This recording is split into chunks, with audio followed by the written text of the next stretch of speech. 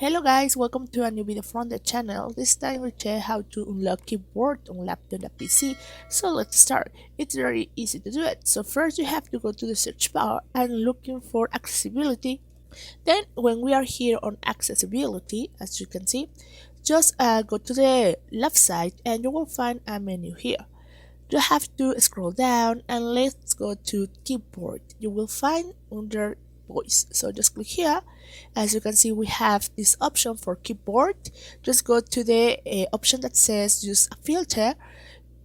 As you can see here, it's activate. So the only thing that you have to do is activate it and then deactivate again. So that's how you can do it. And as you can see here, will appear the option and you can start writing and it fixed the problem. So now you can know how to do it, and well, as you can see, it's very simple. So guys, I hope this works for you. Thank you for watching this video. Remember to subscribe and give thumb up to this video.